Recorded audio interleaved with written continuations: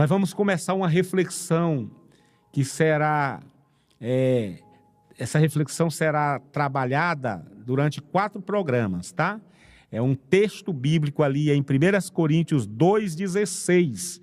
Eu vou ler na versão fácil de ler. Você já teve acesso a essa versão? Pois é, ela é bem interessante, é contemporânea, né, a linguagem, versão fácil de ler. Diz assim, 1 Coríntios 2,16, como dizem as Escrituras, quem conhece a mente do Senhor, quem pode lhe dizer o que ele deve fazer?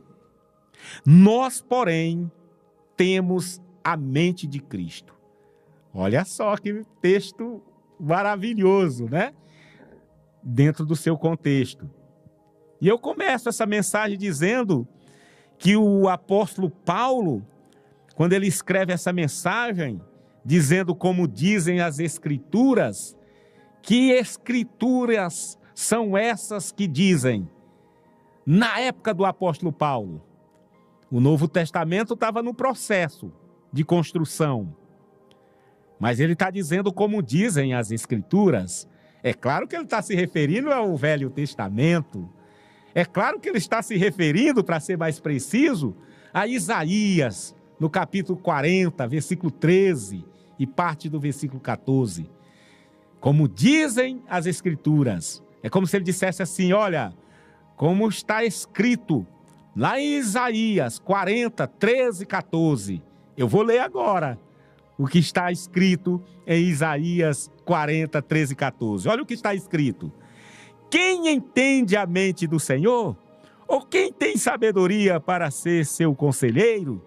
A quem ele pediu conselhos? E quem lhe ensinou a justiça?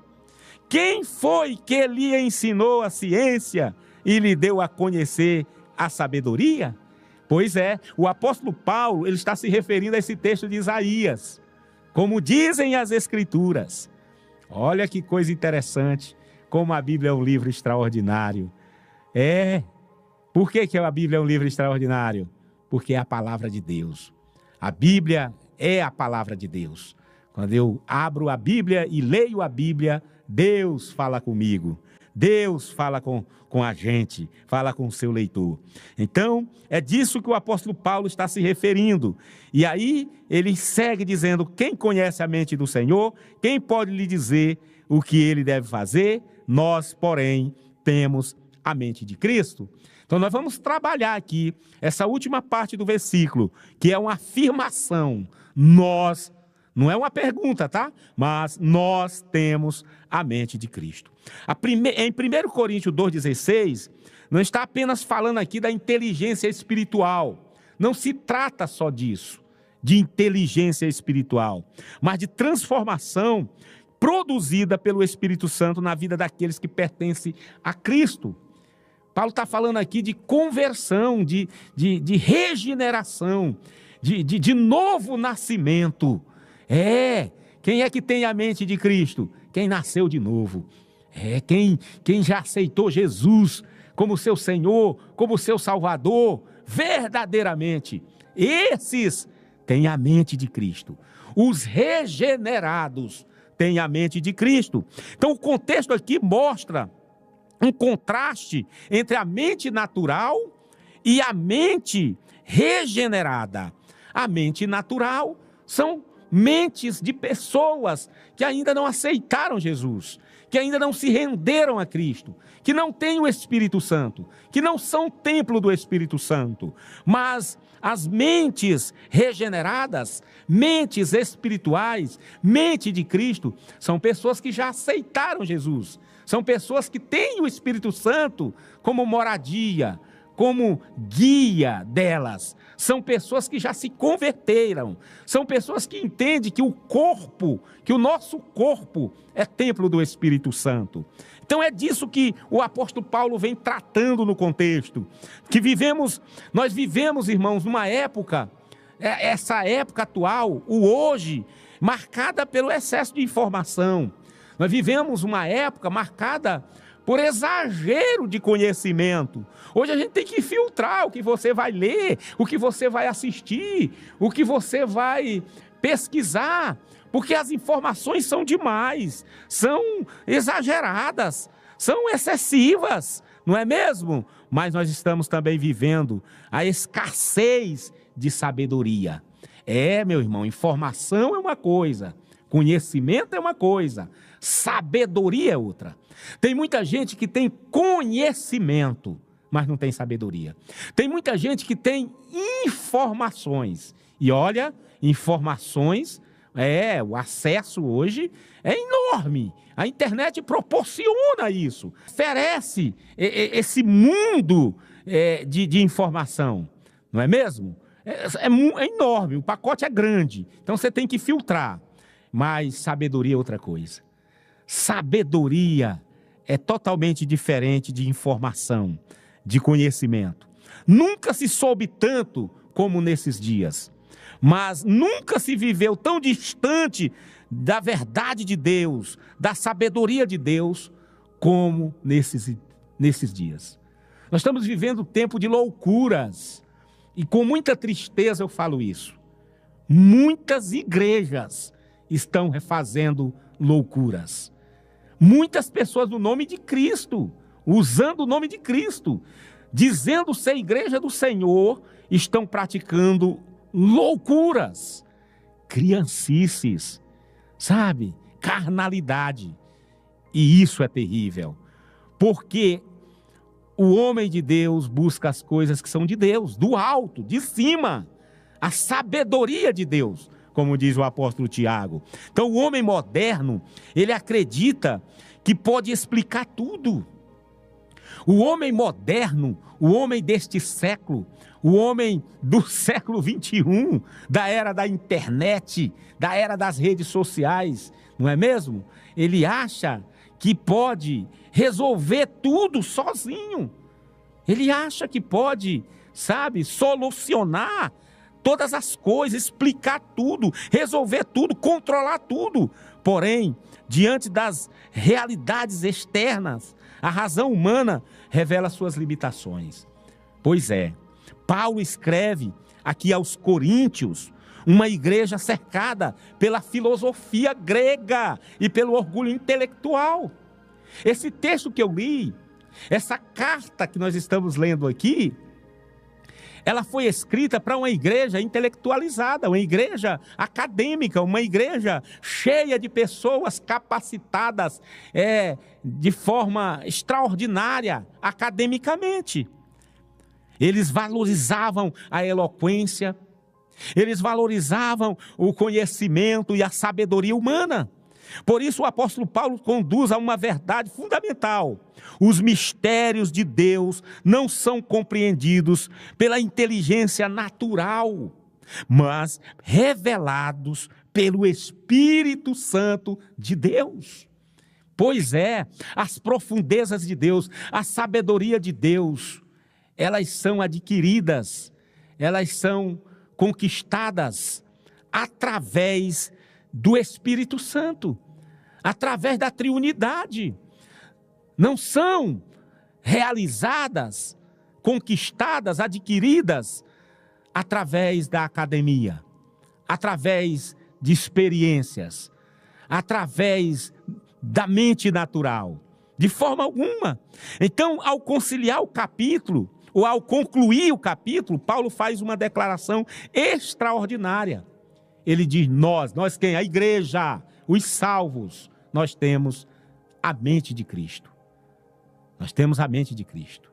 Ele vem fazendo essa comparação, ele vem no capítulo todo mostrando esse contraste entre mente espiritual e mente natural, entre a mente de Cristo e pessoas que não têm a mente de Cristo, ou seja, entre pessoas convertidas e pessoas que não são convertidas.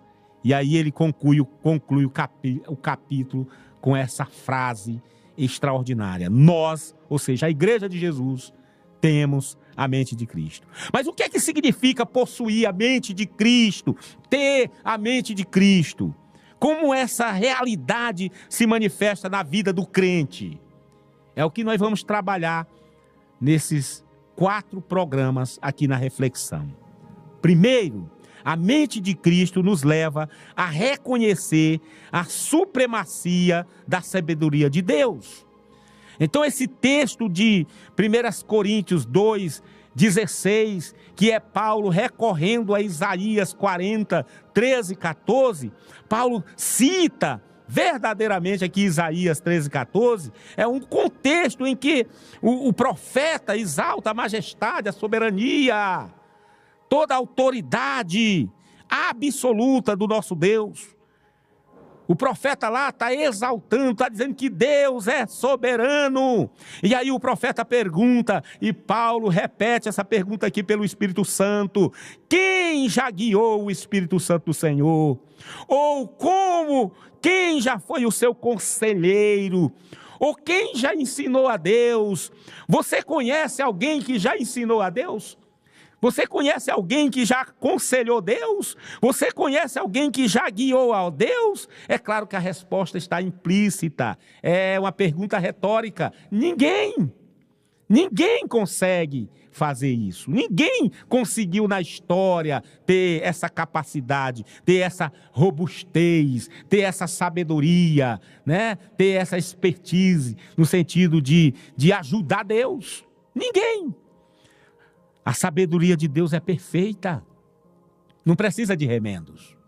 A sabedoria de Deus é eterna e é infinita. A sabedoria de Deus, o conhecimento de Deus é inesgotável. É uma fonte que não se acaba nunca, jamais. É profundo demais. Então, quando Paulo utiliza esse texto, ele mostra que nenhum ser humano possui a capacidade natural para compreender, planejar ou ter de uma forma profunda, de 100% do conhecimento dos pensamentos de Deus. Ninguém compreende Deus plenamente, ninguém compreende os pensamentos divinos. Ninguém consegue, compreender, entender a forma que Deus vai agir. Ele nos surpreende no dia a dia. Ele nos surpreende diariamente. Ninguém entende plenamente os pensamentos de Deus. Então a distância entre a mente caída, a mente natural do homem e a mente santa de Deus, ela é infinita. Não dá nem para calcular. É muito distante. A primeira evidência de quem possui a mente de Cristo é abandonar a ilusão da autossuficiência. Então, quando você vê uma pessoa se declarando de forma humilde que é carente, que é pequeno, que é limitado, que precisa da sabedoria de Deus, essa é a primeira evidência de quem tem realmente a mente de Cristo. É a primeira evidência de quem realmente possui a mente de Cristo. Abandonar essa ilusão, essa vaidade da autossuficiência. Porque o homem natural, ele diz assim: confia em si mesmo. Só que a Bíblia diz: confie no Senhor de todo o teu coração, de toda a tua alma. Confia no Senhor. A Bíblia diz: não confie no homem, confie no Senhor. Mas o homem natural diz: não, confie em si mesmo. Não, confie no homem. Não, confie em si mesmo. Pois é, olha o contraste, né? A mente regenerada, o homem que tem a atuação regeneradora do Espírito Santo, reconhece suas limitações e submete à revelação divina, age com humildade. Eu não estou dizendo aqui que o homem não tem suas capacidades, tem, dada por Deus.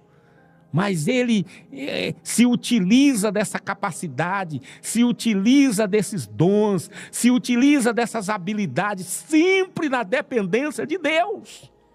Entendendo que foi um presente de Deus, que é a presença de Deus na vida dele, na vida dela, dessa mulher, que faz com que você realize coisas. Sem Deus nós não somos nada, nada. Somos frágeis demais, somos pequenos demais, limitados demais. Pó, voltaremos ao pó. Qualquer coisinha nos arrebenta. Nós somos frágeis demais. Um mosquito nos destrói. Nós tivemos aqui na região um surto de gripe. Uma gripe acaba com a gente. Uma gripe acaba com a gente, porque o homem é frágil demais. Nós precisamos de Deus, nós precisamos da presença de Deus, da sabedoria de Deus, nós precisamos de dia e de noite da ajuda de Deus. Então, meu irmão, minha irmã, muitos problemas espirituais surgem quando tentamos julgar Deus pelos nossos critérios humanos.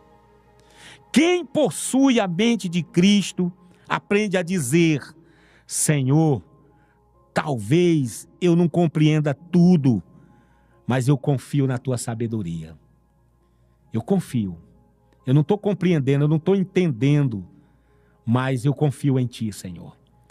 A maturidade espiritual começa quando deixamos de querer explicar a Deus e passamos a obedecê-lo pela fé, pela crença, pela certeza que nós temos neste Deus. Amém?